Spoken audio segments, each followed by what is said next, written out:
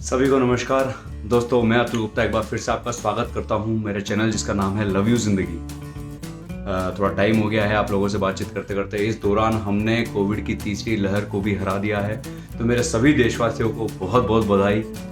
आज सीए के रिजल्ट्स भी आ गए हैं, तो जो सीए बन गए हैं, जिन लोगों ने सीए का फाइनल का फर्स्ट ग्रुप क्लियर कर लिया, उन सभी को बहुत बहुत बधाई। और जो हमारे देश के भावी सीए हैं जिन्होंने फाउंडेशन क्लियर किया है, उन सभी लोगों को भी बहुत बहुत बधाई।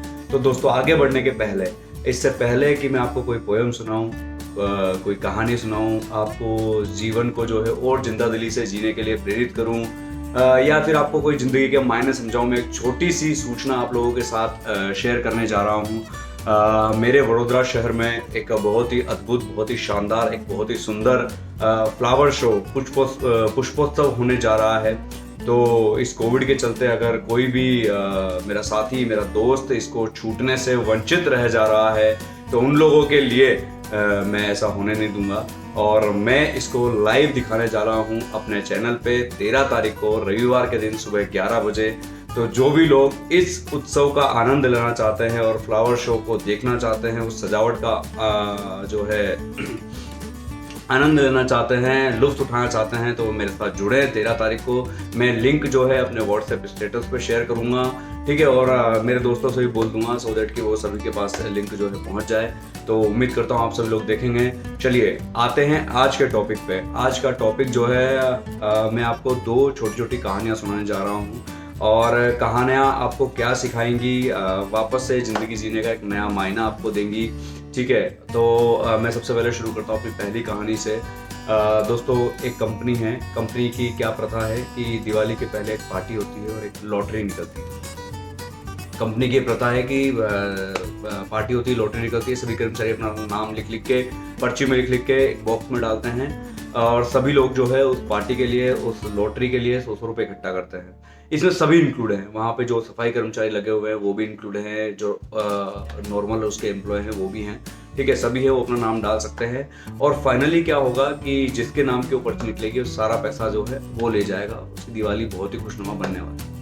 तो इस तरह की कंपनी की प्रथा है, प्रथा चली आ रही है। तो एक लड़का ये सोच के जाता है कि ठीक है, मुझे अभी इस पैसे की बहुत ज़्यादा ज़रूरत नहीं है, लेकिन उसको ध्यान आता है कि उसके ऑफिस में जो एक सफाई कर्मी है, एक महिला कर्मचारी, जिसको कि अपने बेटे का इलाज करवाना, उसको पैसे की बहुत ज़्यादा आवश्यकता है। ऑब्वियस सी बात है, उस महिला ने तो अपना नाम लिख के उस पर्ची में डाला ही होगा, ठीक है। तो वो एम्प्लॉय सोचता है कि हे भगवान, अगर मेरा नाम निकल जाए तो मैं ऐसा करता हूँ, अपने नाम की जगह इसी महिला का नाम लिख के डाल देता हूँ, ठीक है। संभावना बहुत कम है, 1 से 2 बोले, लेकिन मैं भी कोशिश करता हूँ, मैं भी इसका नाम लिख के डालता हूँ, क्या पता जो है इसकी किस्मत खुल जाए।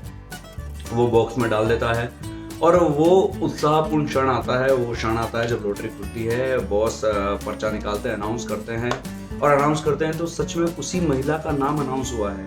वो महिला एकदम रोते हुए, भागते हुए मंच की ओर जा रही है, ठीक है। और इधर जो लड़का है, वो लड़का भगवान को बहुत बहुत धन्यवाद दे रहा है कि भगवान, चलो तूने सुन ली, तूने चमत्कार किया, वास्तव में तूने चमत्कार किया, ठीक है। बहुत उत्साह से भर जाता है, उसके आंखों में आंसू भर जाते हैं, ठीक है। लेकिन अचानक से उसके दिमाग में आता है कि सच में क्या मेरी किस्मत चमकी, या सच में कोई चमत्कार हुआ, या क्या हुआ।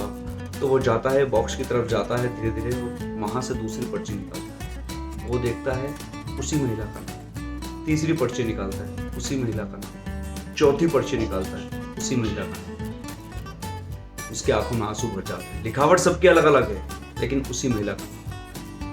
तो उसको ये समझ में आता है, और मुझे लगता है आप लोगों को भी समझ में आ गया होगा मैं क्या बताना चाह रहा हूँ। मैं बताना चाहता हूँ कि चमत्कार आसमान से नहीं गिरते हैं, हम लोगों को ही बनाना पड़ता है। चमत्कार हम ही लोगों को बनाना पड़ता है। चलिए दोस्तों, दूसरी कहानी बहुत जल्दी शुरू करता हूँ, बहुत जल्दी, छोटी सी एक कहानी है। एक बार 2 दोस्त जो होते हैं सब्जी बाजार में घूम रहे होते हैं, सब्जी खरीदने के लिए वो जाते हैं मार्केट में। तो वहाँ देखते हैं एक बूढ़ा आदमी जो है सब्जियाँ लेके बैठा हुआ है। उसकी सब्जियाँ जो है थोड़ी सी बेकार है, सूख गई हैं, पत्ते निर्जलित हो गए हैं, पानी नहीं है उसमें, और पीले पड़ गए हैं, और कुछ कुछ जगह पर उनको कीड़ों ने काट भी लिया है, ठीक है। वो बूढ़ा आदमी उनसे बार बार रिक्वेस्ट करता है कि प्लीज़ साफ सब्जी खरीद दो, सब्जी खरीद दो। तो उसका जो दोस्त होता है वो बिना उससे कुछ मोल भाव किए वो सब्जियाँ खरीद लेता है। जो दूसरा दोस्त होता है उसके मन में सवाल आता है कि क्या तुम वास्तव में घर जाके इन सब्जियों को पकाओगे? सच में क्या तुम घर जाके इनको पकाओगे? उसका दोस्त सिंपल सा एक जवाब देता है कि ये सब्जियां मुझे लगता है खाए जाने लायक तो नहीं। तो फिर उसका दोस्त पूछता बेचता है तो फिर तुमने इसको खरीदा क्यों? तो उसने बोला कि मुझे ऐसा लगता है कि आज इसकी सब्जियां कोई नहीं खरीदता, ठीक है। अगर मैंने इसकी सब्जियां खरीद ली तो इसके पास कुछ पैसे आ गए, वरना आज ये जो बूढ़ा आदमी है घर जो है बिना पैसे के लौटता, ठीक है। एक विचार था, एक विचारशीलता थी, एक चिंतन था, एक बहुत ही सुंदर विचार था उसकी बात में। और फिर दूसरा दोस्त भी जाके उसी बूढ़े आदमी सब्जी खरीदता है। बूढ़ा आदमी वास्तव में लज्जित हो जाता है और शर्म के मारे कहता है कि मैंने सब्जियां खुद उगाई है, लेकिन बारिश पड़ गई, असमय जो बारिश हुई उसके कारण सब्जियां खराब हो गई और यही इस अवस्था में आ गई। दूसरा दोस्त भी उससे सब्जियां खरीद लेता है, वो उनको बहुत बहुत धन्यवाद देता है कि आप लोगों ने आज सब्जी खरीद ली, वरना आज मैं बिना पैसे के जो है घर जाने वाला था। तो दोस्तों, मुझे लगता है आपको इस कहानी से समझ में आया होगा। मैं सिर्फ एक संदेश देना चाहता हूँ, एक लाइन में मेरे संदेश को समाहित करता हूँ कि जब हम निचले स्तर पर होते हैं, जब हम असक्षम होते हैं, असमर्थ होते हैं, तो हम हमेशा उम्मीद करते हैं भगवान कोई चमत्कार होगा। लेकिन वास्तव में जब हम सक्षम हो जाते हैं, जब हम समर्थ होते हैं, क्या हम उस चमत्कार को करने वाले बन सकते हैं?